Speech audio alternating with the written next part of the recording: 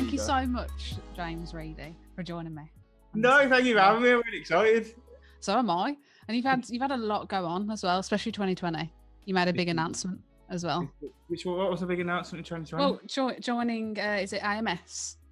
Oh, well, so I've actually been working with Ben and Co for almost, well, it'd be a year in like July. We first got in the studio. So I first met Ben, we were already jumping straight in, more or less. So I first met Ben, like, we're going back a while now. So it's actually not January last year. It was the July, so it would have been July 2018, the first time I met Ben, which is really weird. It was one of those like crazy chance meetings, and I had like I think like a gig over in like King's Standing or something. It was like when I was first playing, and I was horrendous and I could barely play guitar or whatever else. And this is true. Like I was like, if you ask anyone, like so bad at the start. So then I kind of like trekked over, had the gig there, and then I was back in town. And then I had a message from someone I used to work with saying, right, come and meet us for a few beers. And I don't drink anymore, but like I was like, all right, sweet, yeah, go on then. So I met them for a few beers. We ended up round by Brindley Place, that kind of way. And he said, oh, come to Jury Quarter. So we were in St. Paul's house, and there was a lad like gigging on stage, like playing a few tunes with a bassist. Yeah. And then I went outside and I was just singing away to myself. And the bouncer was like, oh, do you know that lad on stage runs his own record label? And the lad on stage was Ben. So I just happened to wander into the bar that Ben was playing. And ironically, that was Ben's last ever gig. Like he hasn't played a gig since then. So he used to be, so he's a musician himself then, that's evolved, ended up doing his own managing. Absolutely. So Ben is a wonderfully talented musician. Ben started out as an artist originally. I think he was on tour with like Ed Sheeran and things like that. He was doing like really well for himself. I think he got to like number 12 in like the national chart. It's like patting himself on the back. Yeah. Yes. So like Ben did really well for himself. And then I think he just decided that he just wanted to go in a different direction. It wasn't for him. It wasn't as filling as he found other parts of the music industry. And then so from there on, he formed AMS. And then, but yeah, so as I said, that was Ben's last ever gig. I met Ben there, and then we had a bit of a chat or whatever, and it just took us a while to get together. So sort of January last year, we sort of initially got into the studio, had a chat about where we wanted to go, what we wanted to do, and then we started recording July last year. So like everything you're seeing now is kind of like the fruits of the labour for kind of the past kind of like 6 to 8 months, maybe longer. And we've been sitting on this, and we've known about the tunes and all these kind of what we've had to keep it a secret for a while. I've had to keep it a secret. Well, this is the thing. Anyone who's generally kind of been following me for a while, like a lot of the tunes that have been released now, they already know. So like the one that I've just released, Love Me, like people know that tune, like people like know what it's about and whatever else. But it's just nice now that it can kind of like ripple out, and the rest of the world can kind of hear what we're about. Talking about Love Me, it's one of those songs where it's got an up-tempo beat to it, but it's got quite a deep, meaningful message in it. So let's talk about that. Where were you when you thought, okay, now I want to write a song about this, and what is Love Me about? So I think you hit the nail on the head. Like I think I wanted to create that kind of like paradoxical effect where it's kind of like emotive. Ooh, that word. I love it. And it's emotive lyrics, but like the sort of rock and roll bounce gives the song. So like, I didn't want the song to be about like being sad and lonely, and like, because that's not what the song's about. The song's about like, that's what has the rock and roll bounce. It's a song about kind of like taking your own power and just not really like worrying about that, like using that as like fuel to kind of like do everything else that you want to do. So what's Love Me about? So like that was a thought process behind the tune. So I had, for Love Me, I have one of these wonderful moments as a songwriter. And I've seen Matty Healy talk about this. I've seen Halsey talk about this, where you'll have like a lyric or a word. And I know I'm not alone in this. There's loads of songwriters who will be exactly the same as this. You'll get a lyric or a word or a hook, and you'll write it down. And you'll be like, what's that about? What does that mean to me? So I had the thing like, tell me why don't you love me? And then I was just writing down these lyrics, and I was like, well, what does that mean to me? So the song is actually about my dysfunctional relationship with my father growing up. And obviously people look at the artwork, they can make whatever they will from that. Why you left this hole in my heart? Did you not think of me? It's all good now, but I think it's just kind of that it was, especially as kind of like, I think like as probably as like a young teenage lad and all these like other things and whatever else as well. I don't think people appreciate how much like that can kind of affect the person and affect an individual or whatever in their life. It shapes you, and also like relationships or what you go into, it's going to have an effect on that. I was talking about with Lana, the previous girl I interviewed, and her past relationships will affect her mentality or her father. Absolutely. That type of thing. She had a similar. And, I see it, and this is why, like, I mean, like, I've got my my little niece now. My sister had a baby in August, and for me now, like, if I can be, I'll just look at that child, and I don't want that child to ever know a world without love. Like, and literally, she's like the light of my life. Like, I look at her and she just lights me up. Like, I think I saw her walk for the first time, like a week or so ago, and literally, like, I said to everyone then, I said, like, you could give me like nothing else in life, like nothing could ever happen to me ever again, and I'm happy. Like, I've got like, and it's just like so we need more men in the world like you. That's what it is. Well, I think that's the thing, like, and I think go talk about the song, and then I'll touch on the point you just made. I think like the song in essence was kind of like it. Bearing in mind it was written probably over a year ago, and I think like what's interesting about the songs I'm writing now. Like, the songs I wrote when I first started writing, I realised I was like pulling out stuff that was like 10 years old. Like, do you know what I mean? Like, I'm not getting rid of like some real sort of suppressed emotion. And it was almost like therapy making that song. It really was. And it's interesting as well, like even like in terms of like Ben, when I made the tune with Ben, because obviously like credit Ben on like the production and the co-writer as well. Like, we just made like a brilliant song, and I'm really proud of it. And yeah, it's great. Even like how you've got the difference between, because obviously we'll touch on that in a minute, like BBC West Midlands, Picking Up Alone, and the difference between the tempos of the music. But you like to do that, you like to play with that. But yeah, I know. But yeah, so I think it's just just on that. I think like in terms of like the songs are released so far, I think I'm just like pulling from like different aspects. I think there's a clear sound throughout, but like I think I'm inspired by so many different angles.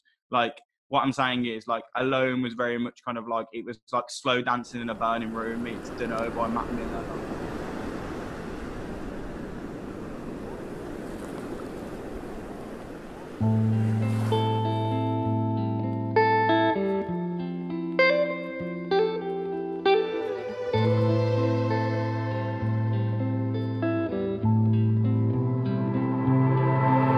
It crippled me, made my heart ache. You kind of vibe, and you got like the blues guitar kind of sound. But like with this, it was kind of like I wanted it, like I wanted that fierce sort of rock and roll bounce thing. But yeah, but I just think like in terms of like you touched like on something there in terms of like we want more men in the world like you, and that's a massive compliment from me. I really appreciate that. Thank you so much. And I think that just comes from I don't always pay people compliments, so yeah. And I like, for me that comes from spending time with like really incredible females and really powerful females, empowered females, and also like just looking and learning from kind of like different people in society and the way kind of like men throughout like history have kind of like suppressed women, and like just like the best way to sort of say it. So I think I'm just learning different aspects and like working on myself as a man and how we need to be in society to better society, if that makes sense. Because you've gone through that. You've gone through like you said about the dad side. You know what it's like to be treated in a certain way, but also you're obviously an observer. You like to observe things and you take in. You learn. Some people don't learn from what they observe, but you do. That's true. I appreciate that. But yeah, it's just about for me kind of like being like the best I possibly can be in all kind of aspects and whatever else. And I think that's something I've kind of seen and learned, and even myself from my own behaviour. And I think this is really important for men in general. I know we're kind of going away from the music now a little bit, but I think like it's really important for men in general to understand their own behaviour and to like check themselves. Do you know what I mean? Especially like when we come through school and we're in this kind of like lad environment. Yeah. And like this is the thing, and I think like I've gone from a position now where if I'm in a situation where like I don't like the way people are talking, or for argument's sake, like I know that with myself now. Like, actually, I don't like that. Like I'm gonna put a stop to that. I'm not gonna have that. And I think just like from just in terms of what I've seen from life and what I've learned from other people, and all these kind of like weird and wonderful things, I think that's just kind of been my outlook in life, and just continue to improve and kind of be what men should be, as opposed to what people think men are. Do you know what I mean? If that makes sense. And what I would say, you're great with words as well, even through your lyrics and spoken. So let's talk about your sound, because it's interesting. So you were just mentioning rock. You also like to infuse blues. I've also heard instrumentals like violins throughout your music. So let's talk. I do. You don't hear that as much, and I love the sound of them. Are beautiful. But let's talk about your sound. How would you define yourself, or do you not like defining yourself? No, I mean, like, I think like you can never put yourself in a box. I think one thing that's proved, like, I think there's clearly, if you said to me what kind of like genre do you sit in, I'd definitely say it's one of like alternate pop genre. They're all like commercialized tunes in terms of production and whatever else, but there's an alternate aspect in there with other genres that I'm bringing in. So with the songs that are released at the minute, it's like a commercial sound with non-commercial elements. I think it's the best way to describe it. Like, we put a trap bass and a pop tune, my voice sounds like, and it's a great tune. Like, it really is a great tune. Like, I think it's so catchy. I've got it stuck in my head. Like that one loop when you're promoting it. I'm trying to remember. I was like, cut it out, man. It's brilliant. Well, I suppose that was actually, I recorded that song. That was the third song I recorded, I think. So I actually recorded that before Broken Stranger, but it was after Broken Stranger, I should say. But I just heard it and I was like, that one's got to go next. Let's just fire it out. So I think that's where I've been so far, and I think also I'm what I always say about me and music, I got into music like relatively late. Like, if I look at like when I was younger, I was obsessed with it. Like, I loved like Busted. I was thinking the other day, like my friend made like paper mache guitars so we could like play Busted at like the Carnival talent show. So like I love like Busted, Eminem. I'm trying to think of all like the weird and wonderful people I used to listen to when I was younger. Like all from a young age. And I think when I got to secondary school, I was kind of more bothered about, I think, and then this feeds all back into what we were talking about previous in terms of like where I used to be in terms of like my emotional well-being and whatever. But at school, I was very like insecure, like didn't really know myself, wasn't like strong within myself. So like I was more interested in like what everybody else was listening to, so I could just listen to the same thing and fit into the crowd. And then I kind of had this kind of more when I got like to 18. Then I kind of like sort of like stand in my own power a little bit more and like listen to the music I like to listen to and like so I think that's where the aspect of like the different elements have come from, is because I've immersed myself into this world of music. I'm like, oh, I like that, I like that, I like that, I like that, I like that. You enjoy music, but you've touched on a key thing as well, because a lot of kids, it's hard, they're finding their identity when they're going through school, because you're told, well, this is what you should be. You can't dye your hair, you can't do that, you can't express yourself. So when you come out of it, you're trying to find who you are. Oh, I completely agree. You actually touch on in one of your songs. You bring up sexual assault in the one song, and I have a lot of respect for you bringing that up. And you touched on it. You touched on it, but in a manner where it's respectful. You don't out the person. You're talking about it, and because you're acknowledging it. So let's. Why do you think it's so important to have messages like that in music? Messages like that in music. So I think so. Like, touching on that song, I think like in terms of like lyrically, I like you said, like I think like I could have probably, if I'd written that tune now, it'd probably be. But like I think that's a reflection of where Broken Strangers, wasn't it? Broken Strangers. That's a reflection of where I was as a writer at the time. But I think like why that message is important in music. I think just kind of. I think inside, like, so going back to like the stuff we were talking about at the start as well, like men in society and men having to check themselves and things like that. I think like we're just in a society where people aren't, in terms of that issue, people aren't aware of the severity of it, and I think like the underlying like factors of it, and I think the thing that kind of jumps out of me is how many women have been in that situation and never been reported, like multiple times, like never been reported. They've either never told anyone, or they've told anyone and they've been sort of rejected, or told someone and they've been rejected, or like, as I said, how many people has this happened to, like maybe multiple times, and they've never told anyone, or like no convictions have ever happened. Like, I don't think people are quite aware, and this is where this song came from at the time. I looked at society and I think people were aware of kind of, even I wasn't, if that makes sense. Like, you kind of like blow, and then you kind of like, whoa. So I think like it was, for me, it was kind of like, I don't think people are aware of kind of like the severity or kind of how like casual or how often this kind of thing goes on. I think like one of the important things, I am going to answer the question, but I watched You are. I watched the film on Netflix. I don't often do these kind of things, but like I think it was a while ago. I can't think what the film was called, but it had Emily who played the girl who played Emily from Skins was in it. It was an American film. 4 girls, like 4 like proper badass females, like and there was a scene in it. And like basically this girl, like the main character, she's gone upstairs with this guy. They were having like mess around. It was cool or whatever else.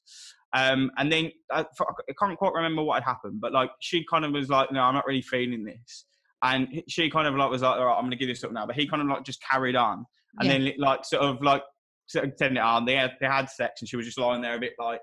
And I'm looking at that and going like, he's basically just raped her, but they didn't really address it in the film whatsoever. Like, and I think that was intentional. So I'm going to try and find out what this film is called. But I think the whole prerogative it was kind of like, they're in a situation where she was like, yeah, this is cool, blah, blah, blah.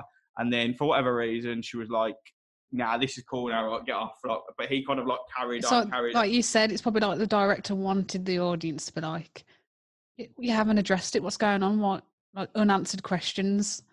And she didn't address it. She was more kind of like, oh, whatever. So, like, I think that comes back to the kind of point that kind of like men, don't understand, like, what they do in society sometimes, if that makes sense. And, like, the other thing is, like, how prominent this is. Even on a basis like that, like, how many people would look at that situation and be like, but then you look at that situation, hang on a minute, like, that's not okay, if that makes sense. Yeah. So, like, why it's important within music is I just think, like, music has a bit, like, everyone listens to music, everyone inspired by music, they feel something from music, and I just think like it has an ability to like transfer a message better than like, well, not better than other mediums, but it's just a wonderful medium to transfer a message. And I think like some of my favorite songs or my favorite songwriters or my favorite bands or artists are delivering messages through music. Like I absolutely love Hypersonic Missiles by Sam Fender. I mean, I know there's lots of other tunes like that, like I can raft them off there, but this one comes to me first. Yeah. Like, what a song. Like, what a song. Like, and what I'm saying is that I guarantee there's millions of people around the world who have listened to that song and have absolutely no idea what it's about. And then you look at the lyrics and you're like, whoa. Like, completely not what I interpreted it as. Exactly. So I just think it's that kind of like it just has that kind of like ability when people actually like look into what like an artist is saying or a band saying or whatever. I suppose it's just expression and the main thing, but I think it just has a wonderful ability in like music to kind of portray a message in a way that people can connect to. You also touched on the artwork to your new release. Love Big music. up Caitlin. Yes, Caitlin. We love Caitlin. She actually did the artwork for my podcast as well, the thumbnail on it. So I appreciate her doing that a lot. But yeah, she's amazing. Check her out, Caitlin Femart as well on Instagram. But how important do you think branding is for a musician? Branding for him. Well, I suppose if you're talking like musician, artist, I suppose it depends on what you want to be, but I suppose that's the idea of your brand. I think not just in this day and age, I just think it's massively important. What I'm saying is your brand is not just kind of like your logo or like your Instagram. Your brand is like your whole, like, do you know what I mean? Like what I was saying, if someone's like looking at James, like what is James Reidy? What's James Reidy about? What does James Reidy stand for? And I think the more you build your brand in terms of like, and I think like one thing I'm learning, but one thing I realised previously and I continue to live by is kind of like, if you're completely organic and you're completely yourself and you live by your own moral compass with regards to, like, for instance, if I'm stuck in merch now, like I'm stuck in like merch that's like organically made and like eco-friendly. Like people are saying you're going to sell CDs. I'm not going to sell CDs because I can't be bothered to invest in plastic. Do you know what I mean? I'm not going to sell plastic. Not just that, we've got like, COVID-19. Come on now. Well, what's that? But like what I'm trying to say is like in terms of like brand, what I'm saying, so like in terms of that those ideologies and how I market myself and what I sell and what I distribute, like that's all within my brand. So what I'm saying is like, if that's my brand, I'm going to connect with people and fans who are like attracted towards my brand. So I think just I think it's massively important. But like what I'm saying, I think in terms of the brand, it's important to create your own like own brand and what you're putting out there. I don't think I think like Dave said it at Glastonbury, was it last year? And he said like there isn't a formula, you are the formula. So in essence, like I think like I've been reading little bits about like social media and like building followings on social media and things like that. And I think one key thing that I've took out is like, you know, some people might like to post 3 times a day, and their community and their fans might like the fact that they post 3 times a day. Now, for me, if I post 3 times a day, great. But have I got 3 things to say? Probably not. So I'm just posting nice photos of myself, which, people can look at. But what I'm saying is... No, it's true, isn't it? It's true.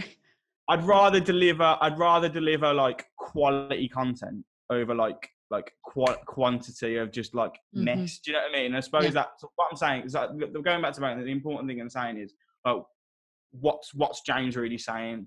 That James Reidy doesn't like to just post nonsense on social media. James Reidy likes to post, you know, the type of music he's listening to. People listen to the same music because I've got great taste in music, like in my own opinion. Big up yourself. Big up yourself. Well, I know, but what I'm saying is like everyone thinks their own taste in music. So like, of course. What I listen to, like if I'm ever in a cool place, I like to share that with people, like what I'm up to and little things like that. But I think the whole brand is kind of like it's your, or as a band, as an artist, as a musician, anything else. It's just like your authentic self. Like what are you? If you're presenting a package to someone, like what are you presenting? Like, well, there's my brand. Exactly. So, and I think even like you're saying, the artwork that comes into it as well. That's another big thing. So how did you come into contact with Caitlin, and what was the thought process when you wanted to have yourself? It is yourself, of course, as a child, I'm guessing. Yeah. Well, so basically, this is really interesting. So my sister asked me about the artwork as well. So like, and I had to have the conversation. Mum was like, "What's this song about?" And I was like, "Well, Mum, sit down." Sit down. But like, I think so. We're going to artwork. So I met Caitlin through another artist, Naomi Dawes. Big up Naomi Dawes. We love you. Hey. Everyone's getting shout outs today, aren't they? We need to stop it. Stop name dropping. We'll have a shout out list at the end. Look. No. So Naomi supported me at my gig. My single launch last September.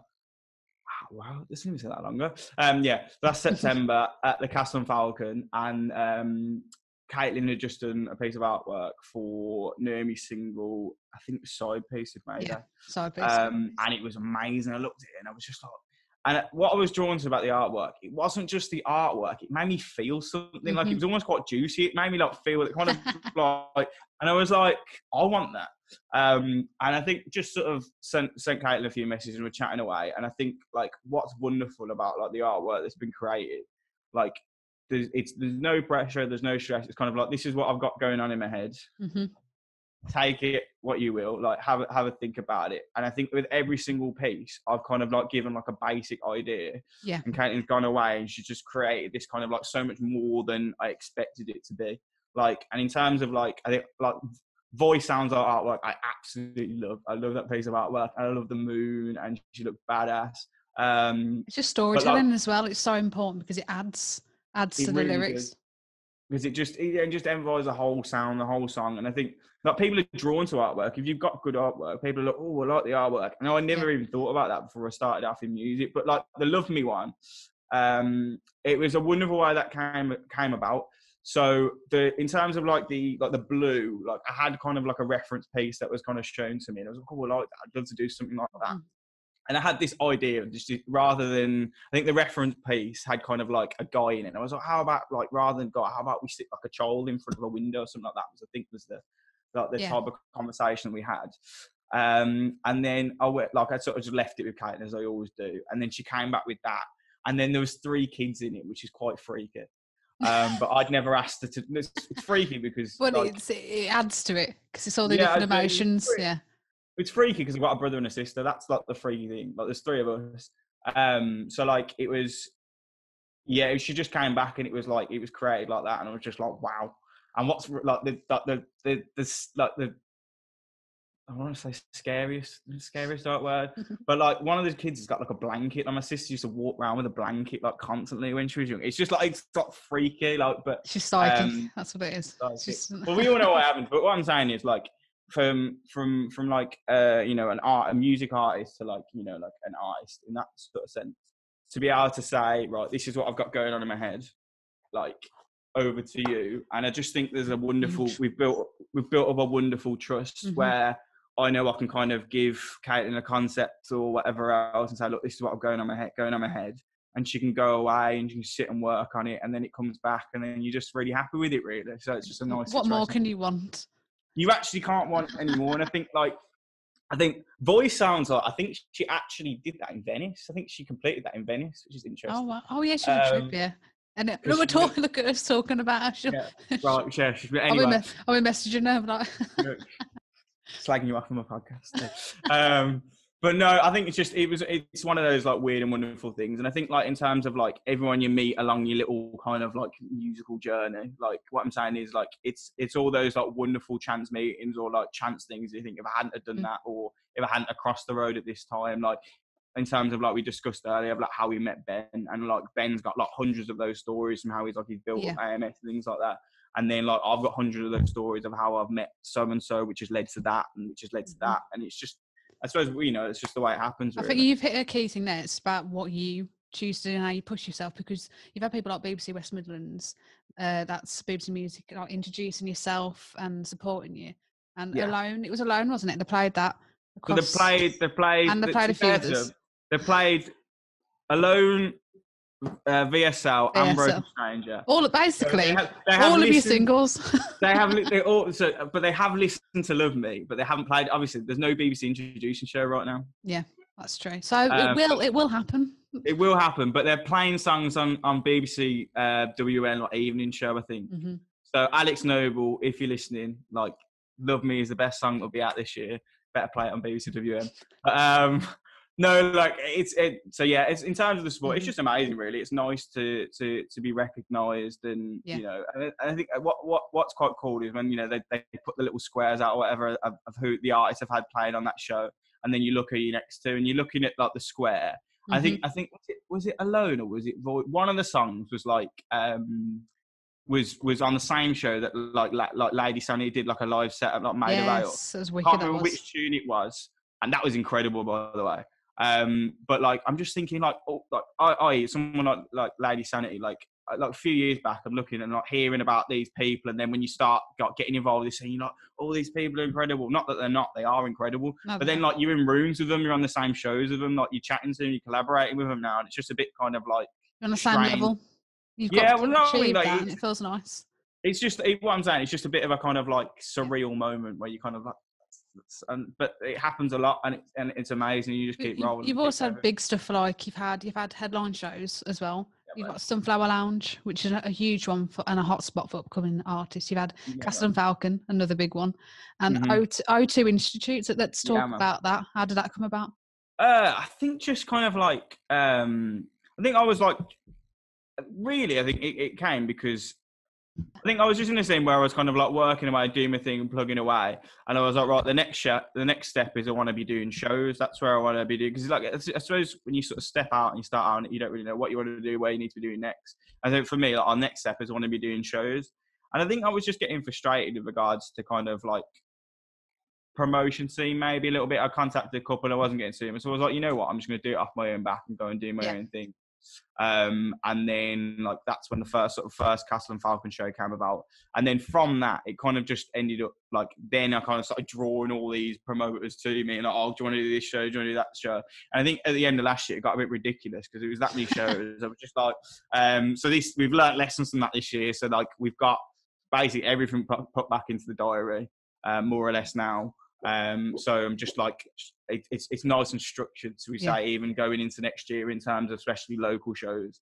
So I think it was just kind of like the first one was the audacity to say I can do this, and I think that's always important with a lot of things, like the audacity to say like even anyone who's in the creative industry, like like anyone who says they lack confidence or whatever else, like what I'm saying is to step into this industry in the first place, you have such audacity, like to get up every day and go, right, I'm going to be a music artist. I'm going to be an artist. I'm going to be like a videographer. I'm going to be a director. I'm going to be a script writer. I'm going to be a poet, whatever else. Like the audacity to step into this world and be like, I'm going to go and do that is ridiculous. So like never doubt your own confidence levels and your ability to achieve anything.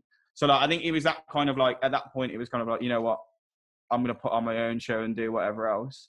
And then it did that. And then it kind of just like sort of went from there. But that had its own kind of like, every one of these had its own kind of like, it's like, I want to put on a show, right? I've got to get a band. I've got to do X, Y, and Z. So it's all been those kind of like, you know, stepping stones, learning curves. Like if I want to do this and I've got to learn to do this. And like half the time you don't know what you're doing. But like 9 times out of 10, it works out as it should. And that's how you learn. That's how you learn. This is it now. And like now I'm at a point where it's like, as I said, I'm sitting here doing my thing, and then I've got like I can just sit here, have a chat with like the promoters I want to work with. Like I said this year as well, like I only want to work with good people. So like just because it reflects you. It reflects you. I remember a girl, I know it sounds funny what I'm saying, Lady Gaga once said, if you're playing and you're not playing that guitar properly, then you're reflecting me. Yeah, absolutely. Got to be in tune. And I think that's the thing. So and you know, that's in terms of, you know, like promoters, producers, songwriters, musicians, you know, like podcasts. Like what I'm saying is, like, I only want to work with good people who like I get good feelings back from. I give good feelings. And do you know what I'm saying? Like, just, like, I was just talking about me. I was like, thank you for being in the podcast. Once you set that benchmark out to say, right, you're right. Good people, I think then you kind of, it just, as it continues to draw those people towards you. So I kind of said that at the start of the year, and now I'm in a position where I'm sitting there going, oh, I've got all these shows lined up, and I can ping the lads in the group chat saying, right, who's available for these shows, and every single one I've messaged them so far, they've come back and be like, yeah, Brilliant. Which is wonderfully easy. And I think that's just the kind of stance to take, and so it's just next step learning curve and all those kind of good stuff. Because you play guitar, you're a songwriter. Well, you're in a band, but you also perform solo as well. Are you still in the band? So I have the band, but it's just me. So it's just my name. So it's slightly like Jack Cattell. Jack Cattell's like that, though. To be fair, a lot of it. Sam Fender, Jack Cattell, like myself. I think like Rihanna Keene's got her band. Like I think it's. I think even like Stella and people like this. Like it's. I think like the reason that comes from, I think like, we want to create a live experience and a live sound, if that makes sense. You're the front man in a sense as well, and you're writing it all. Absolutely. And I think you have different, like if I said to the lads now, I'm scrapping this, I'm going to give us all a name, they're probably a bit like, do you understand what I'm saying? So yeah. So like, I mean, don't get me wrong, there's plenty of scope for like future bits, it could eventually become like James Reidy and or like, you just have your band for the first or whatever else. A bit like Florence and Machines. Exactly. Yeah. Or and then at some point you might go, well, you know what, I'm done with a solo project now. I want to go and make a band, and I'll make a very good front man. Or you could do that alongside you. So I just think it's very much like but at the minute it's just James Reidy, and then like the band under the kind of like James Reidy banner, if you like. Good. So what's the future? What's the future? So I don't want to reveal too much in terms of like. Come on. No, but only because like there's stuff that's kind of like I'm like about to just like drop in, but like it's not dropped in yet.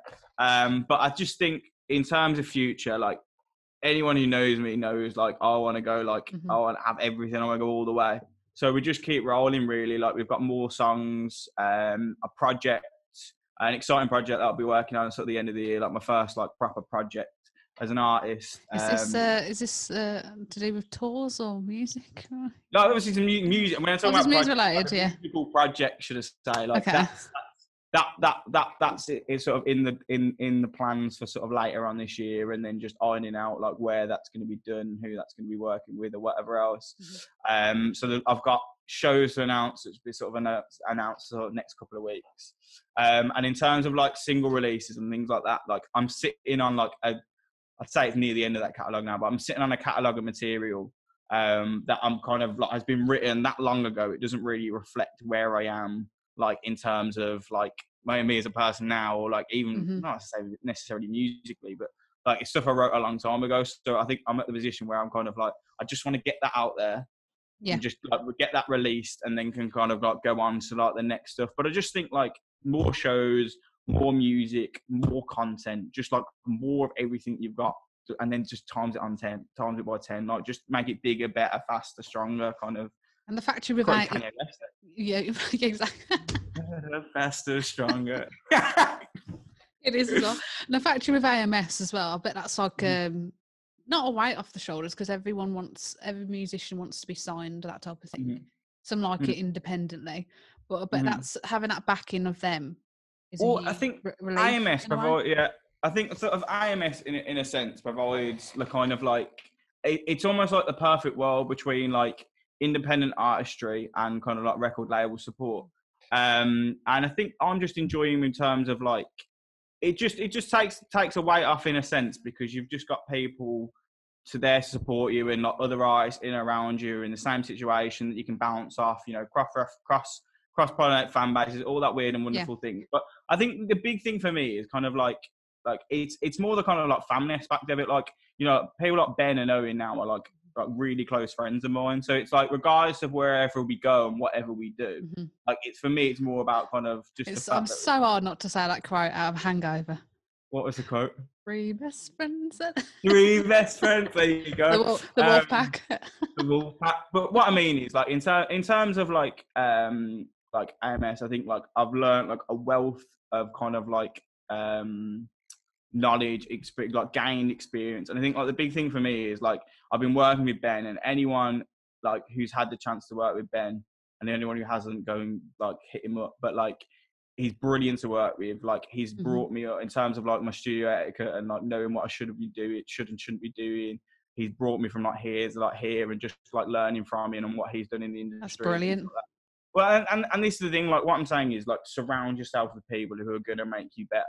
And I just think in terms of that, he's brought me on like, you know, like tenfold. Obviously, I'm bringing my own stuff to the party, but like, I think this is where like it allows you to kind of like, you know, for example, I've done these tracks with Ben or whatever else as well. And, you know, maybe if I worked with other people, they might have gone like, oh yeah, that's cool. But like, and then like the track would have been, what I'm saying, I think we're in a position where like, if we're in the studio and he's like, that's not good enough, or like that can be better, or whatever else, like he'll push that to get that out of me or whatever else. And I think where we've got to a situation now, as an example, one thing I've learned, like I was in Morocco in February writing tunes. Nice. That was an incredible experience. But like one of the songs got picked up for like a Sony Love Island brief.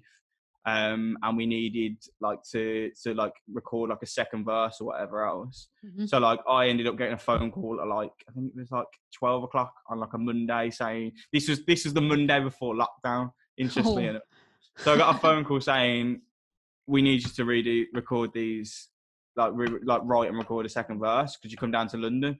So I'm like, oh, all right, sweet then. But like, I just jumped in a train and headed down there. And the point I'm making is, from like gaining all this experience and whatever else, and knowing what I should do, because the standards or whatever I say AMS are like high. Yeah. Like I can walk into that studio in Talia, London with Andrew Kingslow, who's like an incredible producer, and then like just absolutely smash it out and just be like, yeah, boom, boom, boom, boom. I need you to sing this harmony, boom, boom, boom, boom, boom, and then the whole like basically did a whole track, like finished up writing the track and recorded the whole track in like an hour and a half.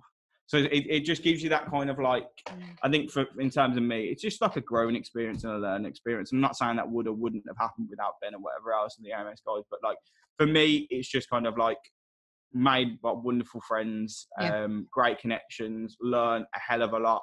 And like, as I said, it's like your musical family and whatever else. And these are people that kind of like, when as you go through, you kind of like journey through the industry and through music and your life, whatever else, that kind of like, it'd be interesting, as I say, like we're all doing our things now. Like imagine where everyone's going to be in like 5 years time, like 10 years time. Like what I'm saying, we're all like having like a party, like Mama Roo's on a Thursday night in Birmingham. In like 10 years time, we're going to be having those parties at the Grammys. Like, do you know what I mean? Like I'm not playing with you. So like what I'm saying is, it's that kind of. Well, you got to manifest. You got to believe it, like yourself, have that audacity for it to have the audacity. I think, like what I'm saying is, I think that you've touched hit the nail on the head, like in terms of like belief. Like your beliefs like create everything really. So what I'm saying is it's a belief that, you know, you can do that or whatever else. But yeah, man, it's been a great experience. Learned a lot, met some incredible people, made some brilliant songs, and just keep rolling really. So Love Me is out. So make Love sure Me is out. you get that. So you, Love me. Well, you kindly said you were going to perform a little song. I did. Do you want me to perform that now? Yes, that'd be great. So this is actually the first performance of Love Me since it's been released. I feel absolutely privileged. You really should. Right, so this is my new tune, Love Me. Let's go.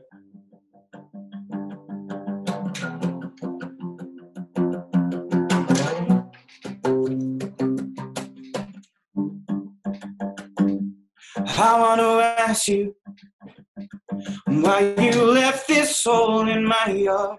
Did you not think of me? And I don't think you even tried.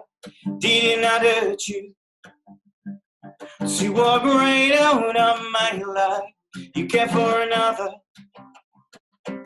I'm out of sight, I'm out of mind, and I won't bow down to you tonight.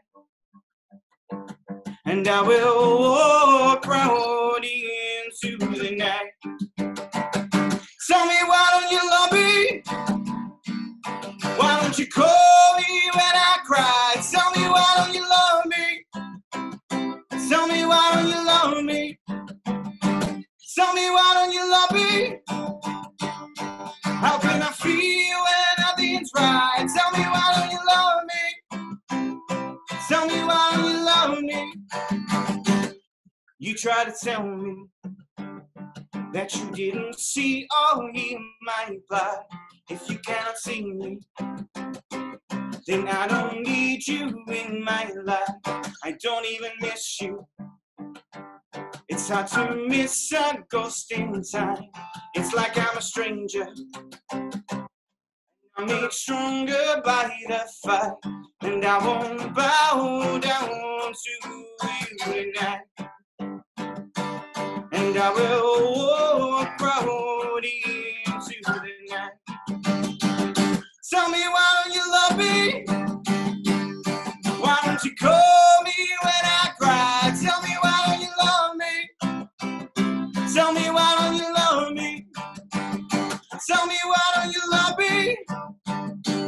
How can I feel when nothing's right? Tell me, why don't you love me?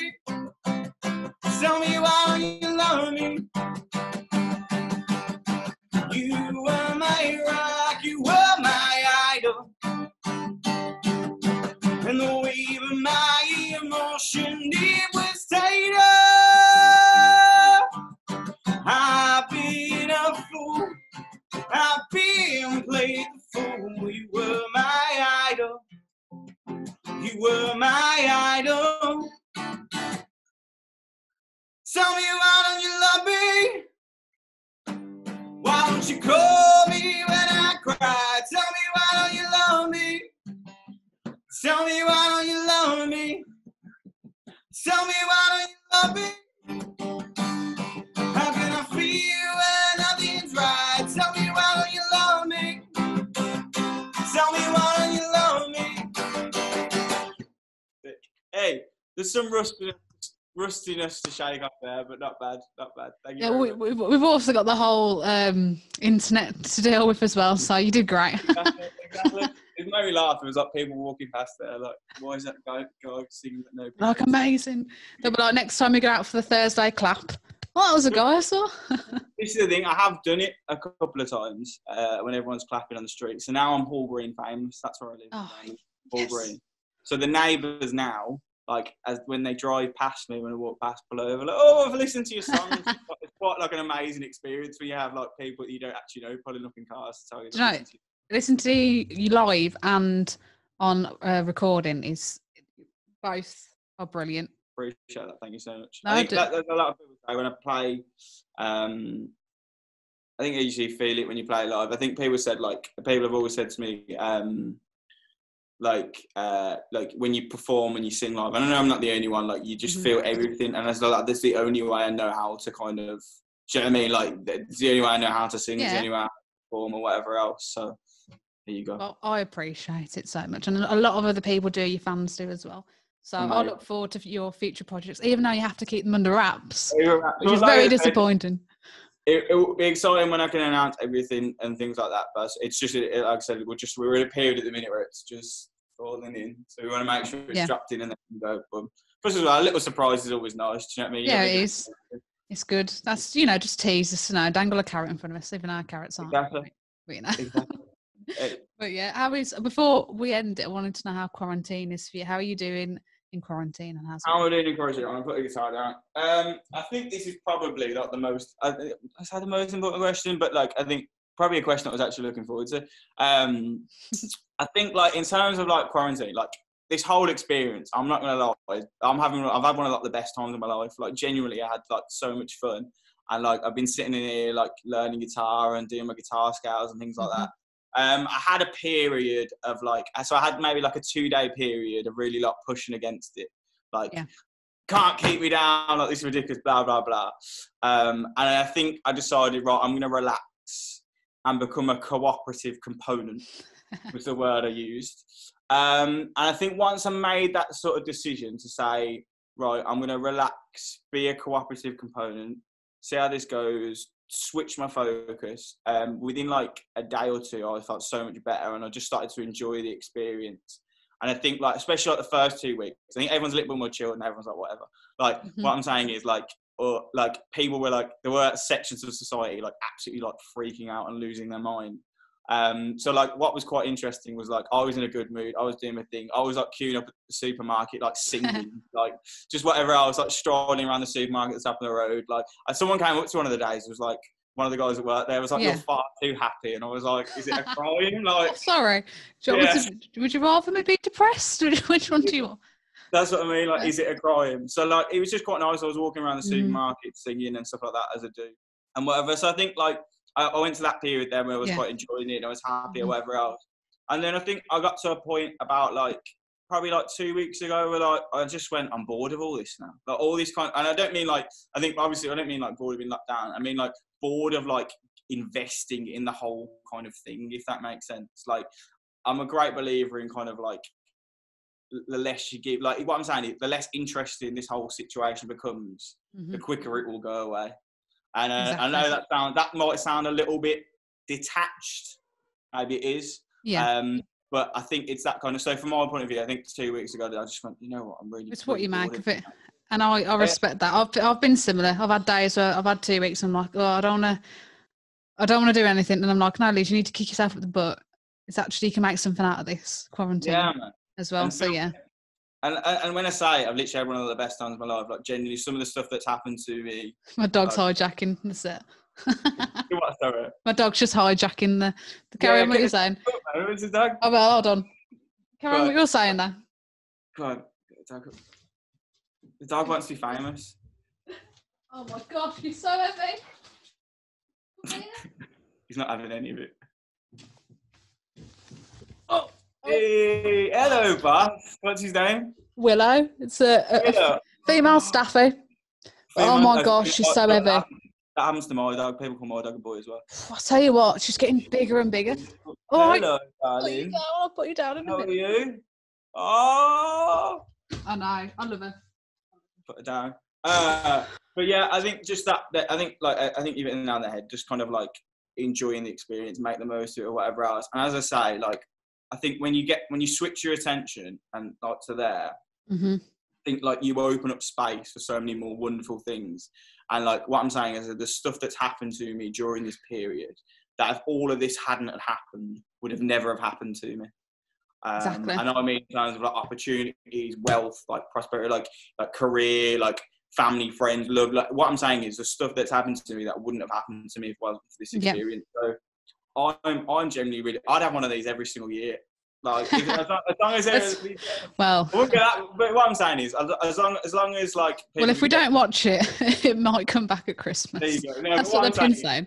Like, in terms of like just like the space to kind of like go and do like your own thing and whatever else. Yeah, like, reflect. Just reflect. Having that time in your own space to do that.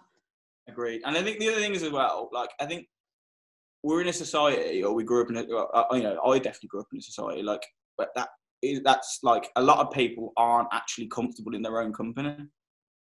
Yes. I was thinking about this last week, actually. It's a key point. So what I'm saying is, like, I remember the first time, like, I'm at a point now, I did pretty much, well, not a point now, for a long time, I've done pretty much, like, everything myself. Like, it's only really now that I do things, like, with other people. Like, I think that's, like, especially, like, 2 years or whatever, like, it's just been, like me on, like, a solo mission or whatever else. But now it's actually quite nice to spend time with other people. But, like, I just think it's that kind of, like, you know, people like travel by themselves and do all the, like, I think you find, I don't want to say you find yourself, that sounds really cliche and cheesy. What I'm saying is you become like comfortable with yourself, and you start to love yourself and kind of like know what you like and what you care about and what you've got to say and things like that. So I think like isolation in itself, like actually sort of spending time on your own wasn't kind of like the abject thing for me. So the abject thing for me was like not being able to gig live and things like that, but to be honest, I quite enjoyed the rest when I think about it. Like I think back to like where I was in like December, like I did hundreds of gigs last year. I mean, that's a big point. There's a lot of artists that rely on, that's their lifeline when it comes to money. That's where most of my income comes from generally. Like live performance. But I think like it's allowed me to shift my focus now where I was with it. Like I was already there anyway, obviously, like with the songwriting and things like that. Like, but like it's just what it's done for me as well as we turn like a financial thing. Like it opens your eyes, like as an artist, I think, or any kind of musician or any kind of artist, anyone watching this. I could like not that I'm in a position to like, advise the masses, but like it's so important to know where your revenue streams are. And what I'm saying is like if you like in terms as an example, I only found out this last week, but sync is set to overtake live for like main revenue in music over the next few years, which is like, live is obviously like the most artists now, because obviously record sales have gone to streaming. They make more money from live than they do from streaming, but that's going to switch over the next few years. There's going to be more money in sync than there is in live performance. So to those that don't know what sync is, so sync is like having your music played on like film, television, TV adverts, that kind of thing. So like how many people can like I can imagine like the Netflix consumption has like soared through the roof. Do you know what's interesting about that? Our mums and dads era, like that was the main thing out of films, like all the soundtracks, they were huge. Exactly. And this is, I suppose a beautiful way it might come back round, but like, and a great example of how sync can really kind of like, I mean, like, what was that Lily Allen, John Lewis advert? Like, what I'm saying is, what I'm saying is, like, as an example, like, if Lily Allen released that song, everyone would go, what I'm saying, Lily Allen's not big, Lily Allen's cool, like, she's amazing. But what I'm saying is, like, because it was on like a TV advert, it's like, and then obviously that then links into, because it's on TV and people have heard it there. People are, I like that song, getting Shazam out, boom, goes to Spotify play, and it links back round. So if anyone who knows syncs the kind of like revenue that you get through that from like your own music. And as an artist, that's kind of like there's various different deals and whatever else and things like that. There are various different publishers or whatever, and it depends whether you own the mechanical rights as well as the publishing rights to your tunes, or whether you've got splits or whatever else. But like, as in terms of like sync, I think if like one thing I'm learning is like if you can get into like writing situations or collaborating with people in the right environments. Like I've got briefs sitting in my email inbox now, which is amazing, which I can just crack. So for the next 6 weeks, I can just crack on and write some tunes and make some tunes, and then like send them out, and hopefully they get published and whatnot, and they get used for sync. And then what I'm saying is that kind loads of plans, loads of plans. This is what I'm saying. It's all about, and then as an artist, like. And you know what I'm talking about, like money from gigs. So what I'm saying is, if you've got all those sync deals going off, and you're used to earning most of your money from live, and then you go, well, I can't perform live right now. But then like you put your feet up, and you've got all these sync deals, and you're getting all this money dropped to your bank account while you sit on your backside. Like that's like a wonder, because that's what everyone wants to be. Then you're doing things on, not that I don't do this anyway, but like you're doing things because you want to do them, not because you're chasing them. And I think that's like I've been listening to like loads of Tomish during like lockdown. That's the other wonderful thing of during lockdown. You have loads to chop up and edit. But like, this is one of the wonderful things. I like just like listening to so many different types of music. Like I listen to a lot of lo-fi jazz anyway. But now I'm like, oh, I listen to jazz, and I'm really kind of like getting into that. And then like just like listening to like hip hop, like I obviously was a fan, but never really invested in it. Like I'm like trawling back through, like listening to artists. The real roots, yeah, man. Like, and as well as that, I mean, I've been like rocking out like my Dr. Dre, like the Chronic, like all these kind of things, like. Do you know what I mean? Like old school albums that you're just like, you know, I've never actually sit and listened all the way through this. Like, obviously, and then like, you know, you see the film straight out of Compton, but I've never really sat back and listened to kind of like any old Ice Cube tracks and things like that. So I think for me, it was just like a wonderful experience to like immerse myself in that and do whatever else. But yeah, just had fun. But I'll look forward to your future, and I'll wait. Next gig, whenever we come out of this quarantine situation, I'm coming. Definitely. Come down, absolutely. No, I mean it. I will. So yeah, Love Me's out. All the other ones are available as well on all major streaming platforms. Check that out. So thank you so much, James Reidy, for joining me. I appreciate it. See you later.